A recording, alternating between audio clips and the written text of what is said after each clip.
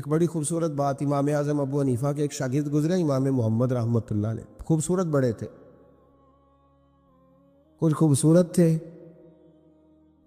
کچھ سونا، کچھ منہ دا مٹھا، کچھ پیارے بڑے تھے، کچھ ان کا انداز یہ تھا کہ نفاست پسند بڑے تھے، بڑے نفیس تھے، نکلتے تھے تو تنہا نہیں نکلتے تھے۔ ایک دفعہ بغداد میں تشریف لائے تو بغداد سے انہوں نے ایک بستی اور میں جانا تھا، تو وہاں یہودیوں اور عیسائیوں کا بڑا غلبہ تھا، تو امام محمد رحمۃ اللہ علیہ فرمانے لگے یہودیوں عیسائیوں کے بیچ سے گزرنا ہے تو کوئی یہی نہ سمجھے کہ ان کے تو پلے پوچھ لیں۔ کہنے لگے سونے گھوڑے لاؤ عربی نسل کے۔ 30 شاگرد ساتھ تھے، ان کو بھی ساتھ تیار کیا، عربی نسل کے 30 گھوڑے اور 30 شاگرد، ان کو کہا بھی دستاریں ذرا اونچی باندھنا، تو دستاریں بھی باندھی انہوں نے کلے والی بڑی خوبصورت، شاگردوں کو بھی جبے پہنائے، خود بھی جبہ پہنا سفید رنگ کی، اعلیٰ نسل کی گھوڑی آگے آگے، پیچھے 30-32 شاگرد۔ اور جب آپ گزرے نا بغداد کے آگے اس علاقے سے، یہاں یہودی عیسائیوں کی بھی کثرت تھی، عورتوں کی عادت ہوتی تھی پرانے زمانے میں مہمان دیکھنے کے لیے چھتوں پہ چڑھ جاتی، کچھ اپنے دروازے پہ کھڑی ہو جاتی، کچھ دیکھتی کھڑکیوں میں سے کہ گزر رہا ہے کوئی مہمان، تو یہودیوں کی عیسائیوں کی بہت ساری عورتیں چھتوں پہ چڑھ گئیں، تو مسلمان نعرے لگانے لگے امام محمد آ گئے، امام محمد آ گئے۔ کچھ پہلے ہی بڑے حسین تھے، پہلے ہی بڑے خوبصورت تھے، کچھ حضور کی سنت کا نور چڑھا ہوا تھا، کچھ دائیں بائیں شاگرد تھے، پھولوں کی پتیاں گر رہی تھی، تو جب محمد محمد کے نعرے لگنے لگے نا تو ان عورتوں نے امام محمد کا جلوہ دیکھا، تو دیکھا دیکھی کام کیا شروع ہوا، ایک نے دیکھا تو اتنی محو ہوئی کہ اس نے کلمہ پڑھنا شروع کر دیے، اس سے کلمہ سن کے تو دوسری نے بھی پڑھا، تیسری نے بھی پڑھا، چوتھی نے بھی پڑھا، بیبیاں بلند آواز سے مسلمان ہونے لگی۔ ان کو دیکھا دیکھی مرد بھی پڑھنے لگے، ڈھیر سارے یہودی عیسائی مسلمان ہو گئے۔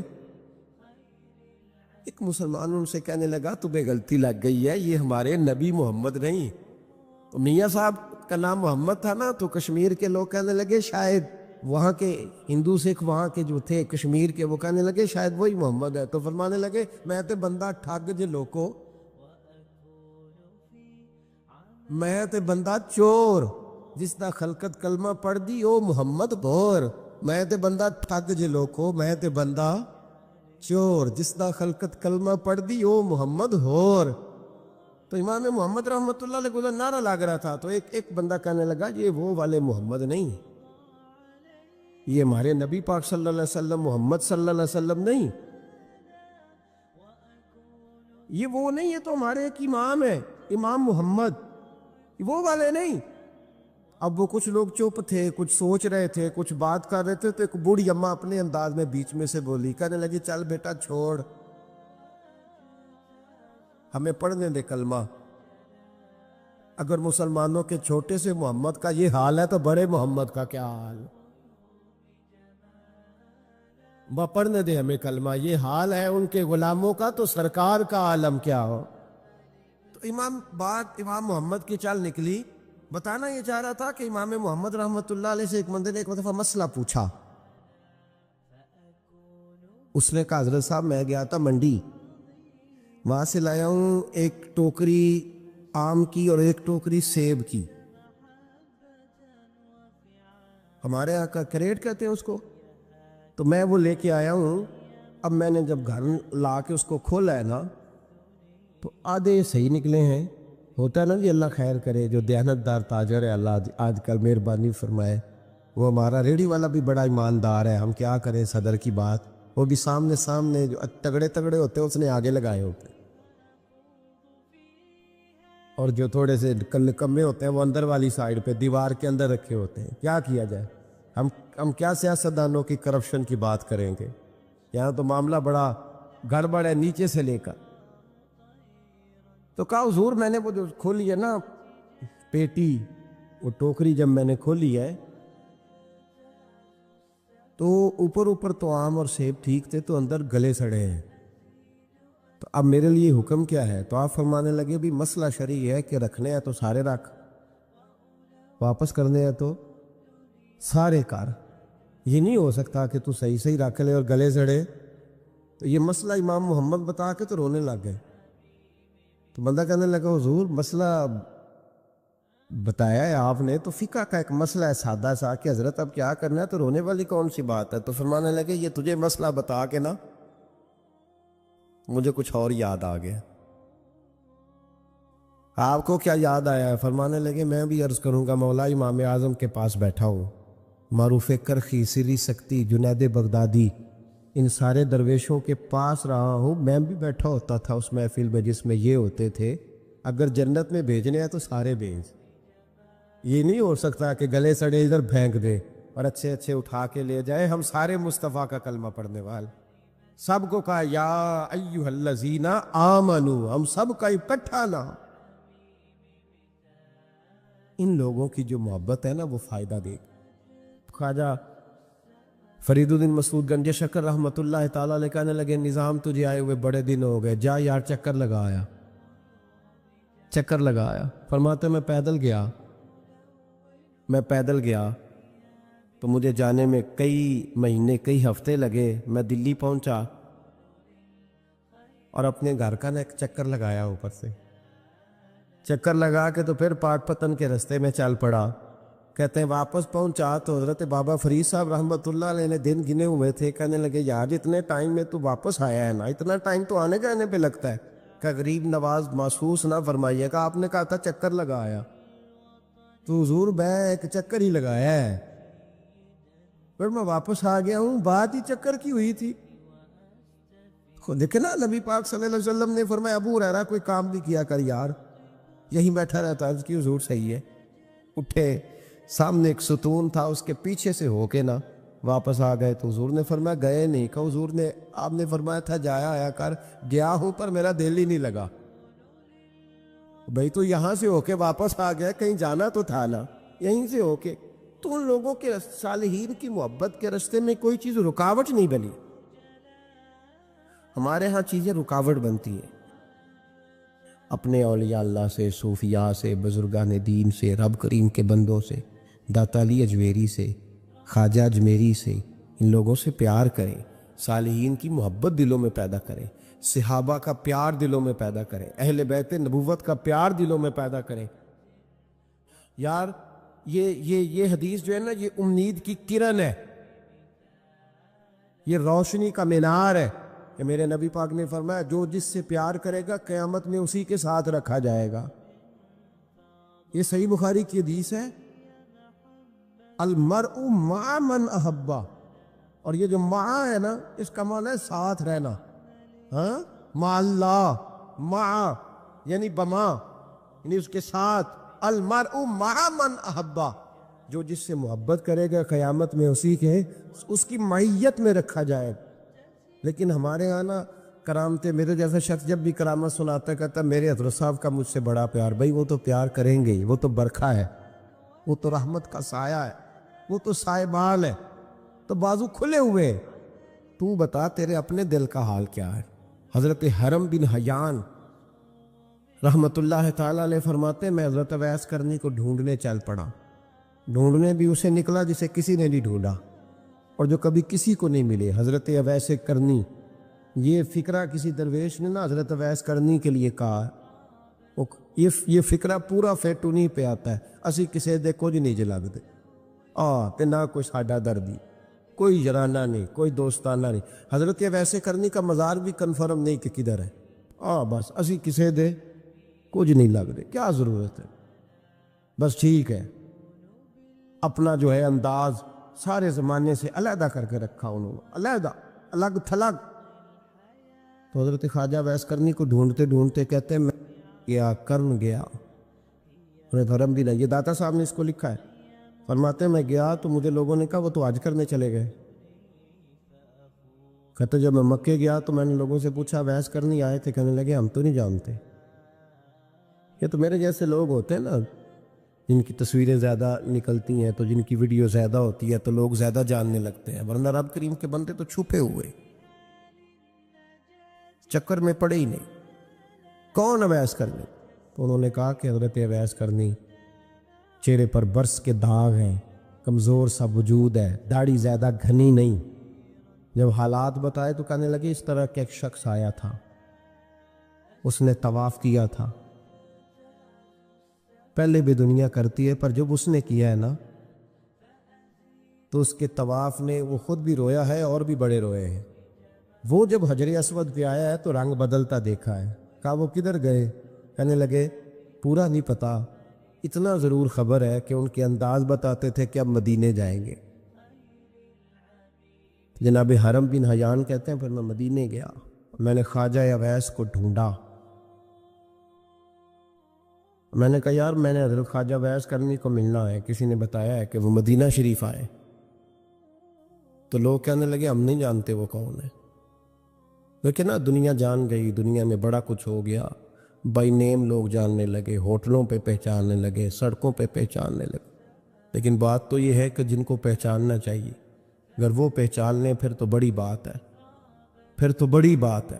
لیکن اگر وہاں ہی پہچان نہ ہو سکے تو پھر تو معاملہ بڑا الگ سا ہے نا۔ عزیز بھائی، حضرت خواجہ اویس کرنی کے بارے میں پوچھا تو مدینہ شریف کے زائرین اور وہاں کے مقامی لوگ بھی کہنے لگے کوئی نہیں پتا، ہم نہیں جانتے، ملے ہی نہیں۔ تو کہا باریک سا وجود ہے، پرانا سا لباس ہے، برس کے داغ ہے، چہرے پہ داڑھی زیادہ گھنی نہیں، کسی کو پاس نہیں بٹھاتے۔ اور پھر ایک جملہ اور کہا، سنا ہے روتے ہیں تو بڑے درد سے روتے ہیں، سنا ہے بھیگی رہتی ہیں پلکیں، سنا ہے ان کی پلکیں بھیگی رہتی ہیں۔ میں 2-4 دن پہلے کسی سے سن رہا تھا شعر، اس نے کہا تھا ایک واری میریاں کھیاں تو انہوں نے اتھرو پونجے سن، ہن چسکا پہ گیا رونے دا، ہر ویلے یا ہوزاریے۔ کہتے ہیں کہ وہ اس طرح کی اس کی کیفیت ہے۔ کہتے ہیں میں نے کہا یار وہی تو اویس کرنی تھے، کدھر گئے؟ کہنے لگے کوئی خبر نہیں، جب وہ آئے ہیں تو ان کے آنے کا انداز ہی نرالا تھا، سسکیاں اور آہیں نکل گئیں اس شخص کی جب وہ مدینے آیا۔ حضرت حرم بن حیان کہتے ہیں میں ڈھونڈتا رہا، تلاش کرتا رہا، پھر میں ان کو ڈھونڈتے ڈھونڈتے عراق میں آیا تو نہر فرات کے کنارے ایک کمزور سے آدمی کو ریت کے ٹیلے پر بیٹھ کے وضو کرتے دیکھا۔ کہتے ہیں جب ان کا وضو مکمل ہوا تو میں نے کہا السلام علیکم، تو کہتے انہوں نے چہرہ نہیں پھیرا، وہیں بیٹھے بیٹھے کہنے لگے وعلیکم السلام یا حرم بن حیان، یا حرم بن حیان وعلیکم السلام۔ کہتے میں نے کہا کہ من انت، آپ کون ہے؟ تو کہنے لگے وہی ہوں جسے تم مکے اور مدینے ڈھونڈتا رہا۔ تو کہتے میں نے کہا حضور آپ میرا نام کیسے جانتے ہیں؟ بڑا خوبصورت جملہ ہے، اللہ کرے آپ کو جی یاد رہے، سبق کبھی نہ بھولنا، یہ سبق کبھی نہ بھول۔ بابا صاحب کے مزار پہ گئے تو خالی آ گئے، داتا صاحب گئے تو خالی، ایسے ہی چلے گئے، ہم فارغ لوگ تھے، کوئی کام نہیں تھا کہ بابا فرید کی گلیوں میں گھومتے رہے، ہم فارغ تھے کہ 2 بجے حضرت سلطان باہو رحمت اللہ علیہ کی جالیوں کے سامنے کھڑے رہے۔ ہم کو پتھر چاٹنے والے لوگ تھے کہ آدھی آدھی رات بیت گئی اور ہم بزرگان کرما والا شریف کھڑے رہے۔ یہ کیسے ہو گیا کہ محدث اعظم کے مزار پہ کھڑے رہے؟ ایسے ہی کوئی بات تھی؟ حضرت ویسے کرنی بول کر فرمانے لگے، کہنے لگے کیا کہا تو نے کہ میں تجھے کیسے جانتا ہوں؟ فرمانے لگے تو مجھ سے پیار کرتا ہے، عارف تو روحی من روحی کا، میری روح تیری روح کی جاننے والی ہے، یہ روحوں کا رشتہ ہے، یہ خطا نہیں جایا کرتا۔ عارف تو روحی من روحی کا، میری روح تیری روح کو جانتی ہے۔ یہ کیسے ہو گیا؟ کوئی ایسے لوگ تھے تو اتنی جگہ مجھے تلاش کر آیا اور میں تجھے جانوں نہ؟ یہ کیسے ہو سکتا ہے؟ یہ کیسے ممکن ہے؟ تو ڈھونڈتا رہا گلی گلی اور میں کہوں کہ میں تجھے جانتا نہیں؟ فرمایا حرم بن حیان میں، ہاں میں دعا کرتا ہوں اللہ کی بارگاہ میں کہ رب کریم مجھے اور تجھے جنت میں اکٹھا کر دے۔ کہتے ہیں جب انہوں نے یہ دعا کی تو وہ چل پڑے۔ میں نے کہا حضور کہاں جا رہے ہو؟ فرمانے لگے میرا پیچھا نہ کرنا، میں کسی اور منزل کا مسافر ہوں۔ اور جس رستے میں چل رہا ہوں نا، ان منزلوں پہ ساتھ نہیں کسی کو لیا جاتا. یہ میری اپنی ذاتی منزل ہے. اس میں پاؤں پہ چھالے ذرا سخت ہوتے ہیں. ہر آدمی کا کام نہیں یہاں چلنا، تو مجھے تنہا رہنے دے اور مجھے اپنی مرضی سے چلنے دے. کہتے میں نے منت کی تو کہنے لگے بس تو نے جد و جہد بڑی کی تھی تو تیرے ساتھ ملاقات کر لی، تجھے پہچان لیا، تیرے ساتھ بات کر لی، ورنہ میں کہہ چکا ہوں اسی کسے دے کچھ نہیں لگ دے. اسی لیے میں نے حضرت غالباً امام شورانی رحمۃ اللہ علیہ کے حوالے سے پڑھا ہے کہ قیامت کے دن جب حضرت ویسے کرنی جنت میں جائیں گے تو ممکن ہے اس وقت بھی لوگوں کو دیدار نہ کرایا جائے، بلکہ امام شورانی کہتے ہیں اللہ 70,000 فرشتے ان کی شکل کے پیدا فرمائے گا اور ان کے جھرمٹ کے اندر چھپا کے انہیں جنت میں داخل کرے گا. ملاقات کس سے ہوگی؟ صرف انہی سے ہوگی جن کے لیے انہوں نے زندگی گزار دی. یا خدا سے ملیں گے یا مصطفیٰ کریم سے ملیں گے.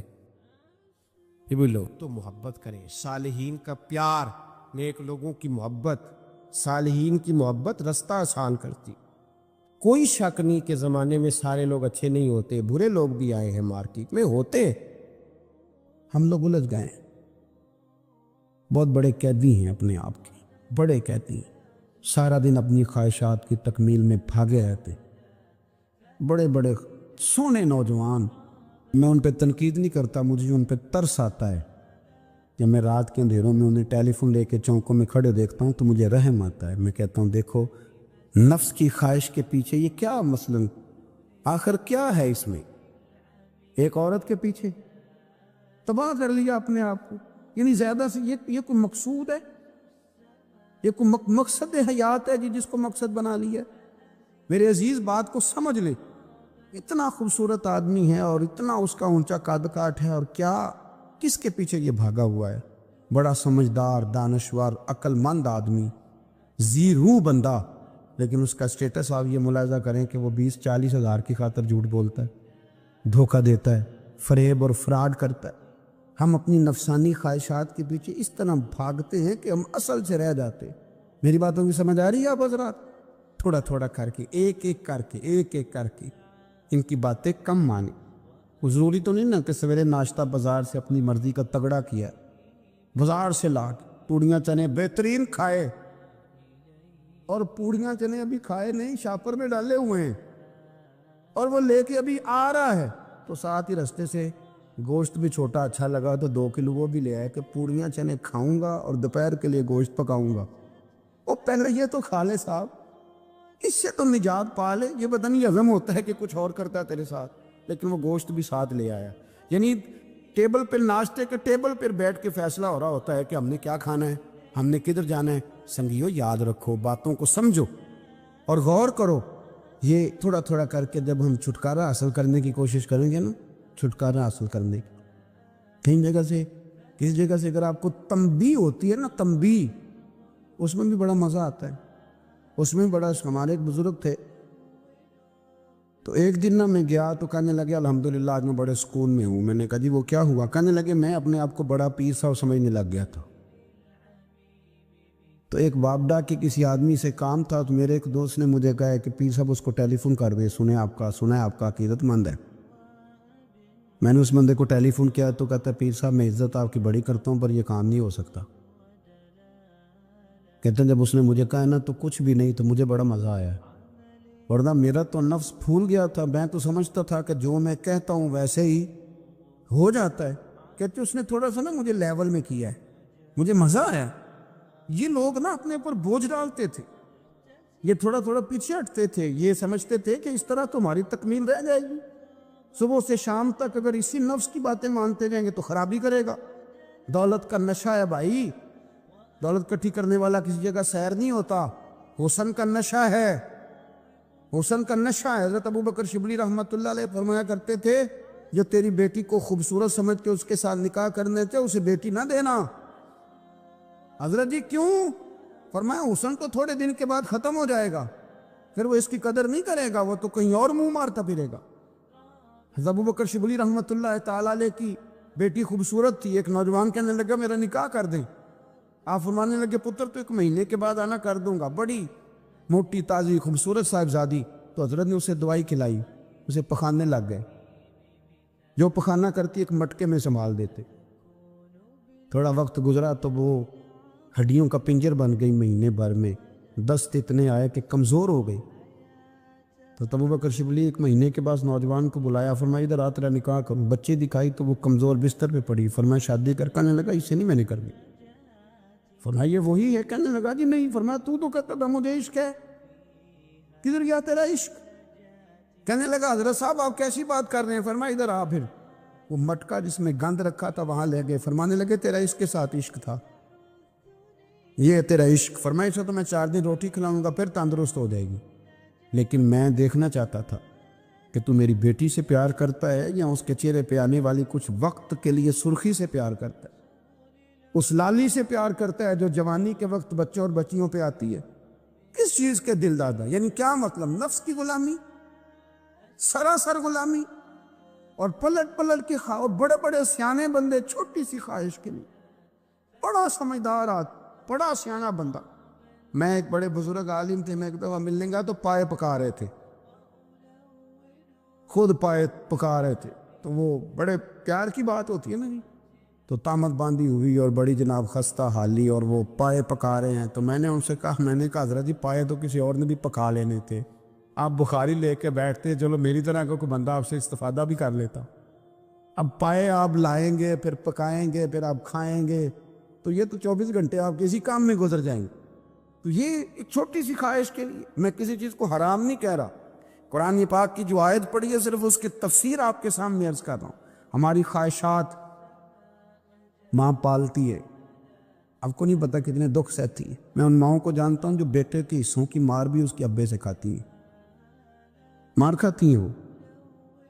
ایک خاتون ایک کان سے سنتا نہیں، میرے پاس ایک دفعہ آئی، کہنے لگی 60 لگ گئی سی، کوئی دعا کر دے، کیا کوئی وظیفہ پر، ڈاکٹر کہتے ہیں ٹھیک نہیں ہو سکتے۔ میں نے کہا باجی صحیح بتاؤ مسئلہ کیا ہے؟ کہنے نہیں کچھ بھی نہیں، مسئلہ کیا ہونا ہے، پتر غلط نکل آیا ہے، اس کا باپ روز مارتا ہے، میں آ بھی گئی ہوں تو اس نے ایک تھپڑ میرے کان پہ مار دیے، پردہ پھٹ گیا۔ مائیں مار کھاتی ہے، لیکن وہ پتر جس کو بڑی محنت سے پالا ہے، وہ جوان ہوتا ہے تو اماں سے کہتا ہے تجھے چھوڑ دینا ہے، پر جس لڑکی سے میرا ٹیلی فون پہ رابطہ ہے اسے نہیں میں نے چھوڑنا، وہ نہیں چھوڑ سکتی، ہر شے کچل جاتا ہے وہ۔ اماں کبھی بلیٹ کے رات کو سوچتی ہے کہ یہ تو میری کل کمائی تھی، میں تو آج بھی اس کے حصے کے تھپڑ اپنی گالوں پہ برداشت کر رہی ہوں، تو یہ کدھر گیا؟ اردشیر نام کا بادشاہ تھا، حضرت محدث ابن الجوزی آج سے کچھ 700 سال پہلے لکھتے۔ اردشیر بادشاہ بڑا خوبصورت تھا، جوان تھا، بڑا عقل مند تھا، اس نے اس طرح کے قریب قریب کی ساری ریاستوں پہ قبضہ کر لیا، بڑا عقل مند زیرک تھا، قبضہ ہو گیا۔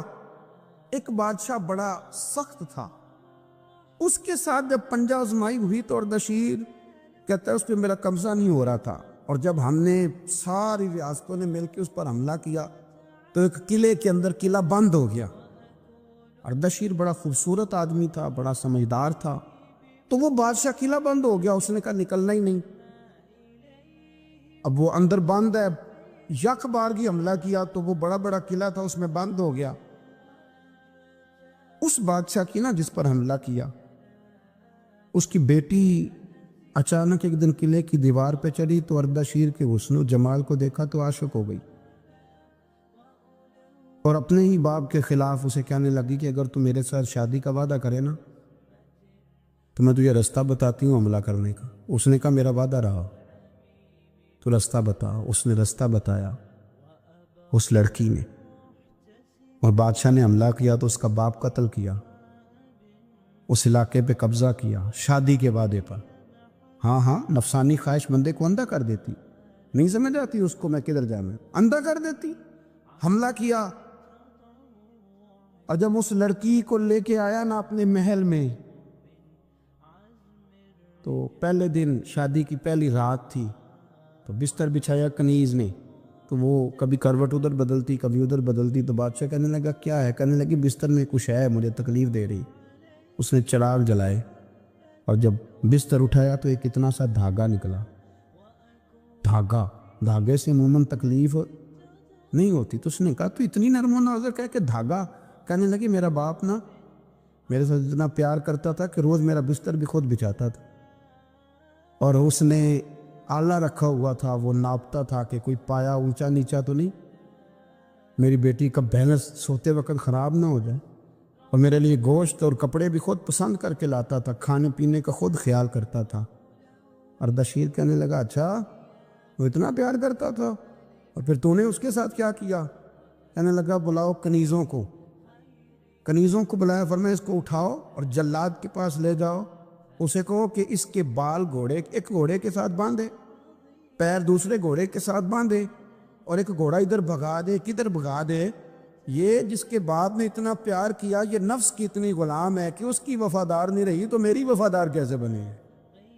اس نے اتنے نازوں سے پالا کہ دھاگا اسے برداشت نہیں۔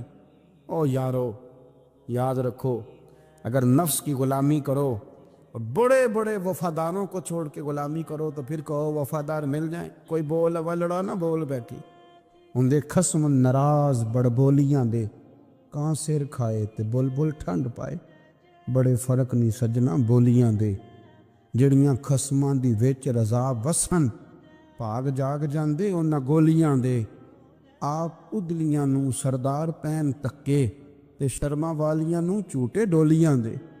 اپنے نفس کے پیچھے چلو گے تو یہ تباہی ہے۔ جب ہم نے کسی سے وفا نہیں کی تو یہ کیا امید ہوئی کہ دنیا ہم سے وفا کرے گی؟ اللہ رسول کی مرضی کے مطابق اصول پسند زندگی بنائے، ایک ایک کر کے اپنی خواہشات سے پیچھے ہٹے، تھوڑے پہ گزارا کرنا سیکھیں، اپنے نفس کو سمجھائیں۔ ضروری نہیں کہ روٹی ہر وقت مزے کے لیے کھائی جائے، کبھی کمر سیدھی کرنے کے لیے خشک روٹی بھی کھا کے دیکھو، کبھی سادہ کھانا اس پہ بھی اکتفا کرو، کبھی تھوڑا کھا کے اچھے طریقے سے سادے کمرے میں بھی اللہ کو یاد کر کے دیکھو۔ نفس کے پیچھے نہ بھاگیے گا، تباہی کرے گا۔ فرمایا خواہشوں کے پیچھے نہ چلنا، تمہیں اللہ کے راستے سے بہکا دیں گی، اور فرمایا بے شک ان کے لیے سخت عذاب ہے جو اللہ کے راستے سے بہک گئے۔ اور کیوں سخت عذاب ہے؟ اس لیے کہ انہوں نے آخرت کے دن کو بھلا دیا، آخرت کا دن بھلا دیا، پیچھے کا خواہشوں کے پیچھے نہ چلنا، تمہیں اللہ کا راستہ بھلا دیں گی۔ مفہوم آیت یہ ہوا، قرآن نے ہمیں ارشاد یہ فرمایا کہ خواہشات نفس کے پیچھے چلو گے آخرت کو بھول جاؤ، تمہارے ذہن میں یہ بات نہیں رہے گی کہ میں نے مرنا بھی ہے۔ پھر لوگ معاذ اللہ ثم معاذ اللہ یہ کہیں گے کہ بھائی یہاں جینے دو نا، پھر آگے جائیں گے تو دیکھی جائے گی۔ لوگ بھول گئے مرنے کو۔ ہماری ساری جدوجہد زندہ رہنے کے لیے ہے، ساری 60-70 سال کے لیے سارا کچھ ہے۔ آپ دیکھ لیں، ٹٹول لیں کسی بندے کو، صرف جتنی محنت کر رہا ہے وہ جینے کے لیے کر رہا ہے۔ رب قریب کے بندے جتنی محنت کرتے تھے مرنے کے لیے کرتے تھے، مرنے کے لیے کوشش کرتے تھے کہ مر جانا ہے، اس کے لیے جدوجہد۔ ہم جتنی جدوجہد کر رہے ہیں ساری جینے کے لیے، جینے کے لیے۔ میرے رسول کریم صلی اللہ تعالیٰ علیہ وسلم پہ ایک فرمان ہے مسند امام احمد بن حنبل میں، اور بڑا نرالا، بڑا انوکھا اور بڑا معنی خیز ہے۔ حضور سید عالم صلی اللہ تعالیٰ علیہ وسلم نے فرمایا بڑا بیوقوف ہے وہ شخص، ذرا ترتیب دیکھیے، حضور کی زبان سے نکلے ہوئے حکمت کے موتی، مسند امام احمد بن حنبل۔ فرمایا وہ بڑا بیوقوف بندہ ہے جو چلتا اپنی خواہشات نفس کے پیچھے ہے اور امید یہ رکھتا ہے کہ رب مجھے آخرت میں انعام عطا کرے گا۔ چلتا کس کے پیچھے ہے؟ خواہش کے پیچھے، اور کہتا یہ ہے کہ اللہ مجھے قیامت میں انعام دے گا، تو انعام تو اسے دیا جاتا ہے نا جو کو محنت کرتا ہے۔ دیکھیں نا، جس کا منہ پنڈی کی طرف ہے تو پنڈی وہ پہنچے گا کہ وہ جس کا منہ پنڈی کی طرف ہے وہ لاہور پہنچ جائے گا۔ منہ پنڈی کی طرف کرنا اور خواہش لاہور کی رکھنا، منہ کر لینا لاہور کی طرف اور خواہش پنڈی کے رکھنا، تو میاں یہ تو نہیں نہ ہوگا۔ پیچھے جو تلے خواہشات نفسانیہ کے ہمارے ہاں نا بہت بڑا رٹا ہے۔ آپ یقین کریں، میں اکثر کہتا ہوں، میں یہ کہا کرتا ہوں کہ ہمیں نا اپنی مرضی کا سارا کچھ چاہیے، اپنی مرضی کا، اور سارا کچھ۔ ابا جی بھی اپنی مرضی کے، بچے بھی، استاد بھی، پیر صاحب بھی، پیر صاحب بھی، یعنی میری مرضی کے ہونے چاہیے۔ بھائی وہ پیر صاحب ہے یا تو اس طرح کرنا کہ تو خود پیر بن جا، وہ بھی میری مرضی کا، ہر شے میری مرضی کی۔